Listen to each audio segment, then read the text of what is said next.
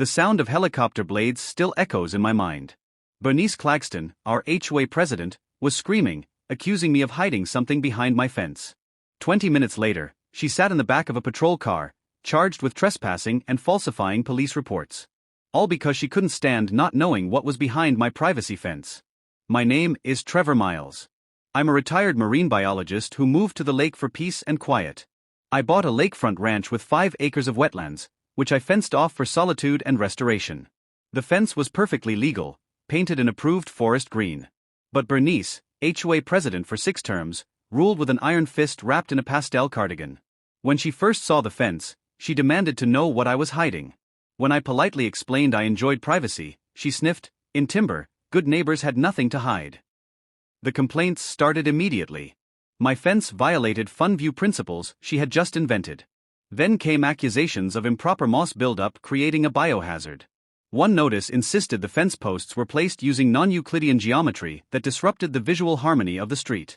When I ignored the certified letters, her imagination went wild. She spread rumors I was running a cult compound, just me listening to whale songs.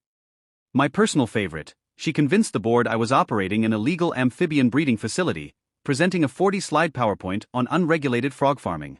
The paranoia led to the drone incidents. She purchased surveillance drones with HOA funds. The first one crashed in my wind chimes. The second met its demise when my rescue duck, Gerald, mistook it for a threat and executed a perfect vertical jump attack. By the 5th drone, I had installed legal signal jammers. Bernice's newsletter featured a blurry infrared photo of my backyard. What is he hiding? ? Her conspiracy theories became more desperate. She theorized I was everything from a retired spy to a cryptocurrency millionaire hiding servers to a mad scientist creating hybrid animals. The breaking point came in August. My security camera alerted me to movement near the drainage culvert. The alert showed Bernice, army crawling through the muddy pipe with a GoPro strapped to her sun visor and a homemade ghillie suit made from artificial ferns. She emerged on my property, covered in algae, snapping photos of my completely legal activities, my native plant restoration, my solar panels, and my meditation garden. And most damning of all, she caught me sitting in peaceful meditation with Penelope, my rescued capybara, who had all proper exotic animal permits. Bernice's face turned purple when she saw how mundane everything was, but she photographed the koi pond and compost bins, muttering about biological weapons. When Penelope waddled over to investigate the intruder, Bernice shrieked and fell backward into a patch of marsh grass. That evening, she sent every photo to Sheriff Thompson with a subject line, "Domestic bioweapons?"